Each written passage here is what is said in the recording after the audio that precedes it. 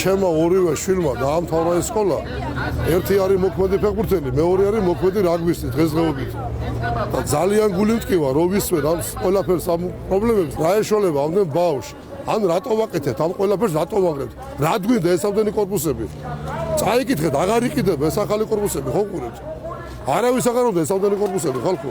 უნდა მოედნები, უნდა განვითარება და საერთოდ თელს ფეხბურთის სამყაროს მოუწოდებ, რომ მოვიდეს და დადგეს აქ ჩვენგვერდში და გადავარჩინოთ ოლიმპი და გადავარჩინოთ ქართველ ბავშვებს. მე ვარცხნივ ბატონ ნარმანიას. თუ სამშენებლო ნებართვა იმ ადგილზე, სადაც დაანგრია უნებართვოდ ინვესტორმა, გაიცემა მის მიერ სამშენებლო ნებართვა, ძალიან ცუდად დამთავრდება მას მისი მოღვაწეობა ამ ქალაქში. არ მივცემთ, შევაკვდებით და იმ ადგილზე არ აშენდება საცხოვრებელი კორპუსი. კეთილი ინებოს და როგორც მისივე გაცემული ნებართვა გააუქმა პეკინის 23-ში, იქაც ვაიძულეთ და ადგილი მოუნაცვლა ინვესტორს და არ დაზიანდა მისი ინტერესი, ასევე მოიქცეს აქაც. შესთავაზოს სხვა ტერიტორია და იქ ბავშვებს აღუდგინოს სტადიონი. ეს არის ჩვენი კატეგორიული მოთხოვნა.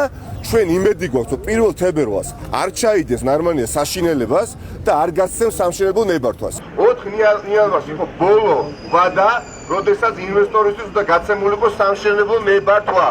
მაგრამ ამ აქტიურობამ გამოიტანა ის, რომ ვერ გაბედა ნარმანიამ და გადაუვადა სამშენებლო ნებართვის გაცემა 1 თებერვალს. ამიტომ ეხლა 1 თებერვალია ის თარიღი, სადაც ნარმანიამ უნდა გასცეს ეს ნებართვა სამშენებლო. მაგრამ ჩვენ ვაფრთხილებთ და კომენტარში ეს ვთქვით. 1 თებერვალს ეს სამშენებლო ნებართვა ღმერთი თუ გაუწყდა ამ ადამიანს და გასცა, მართლა ძალიან ცუდად დაამთავროს ეს ადამიანი თავის მოღვაწეობას ამ ქალაქში.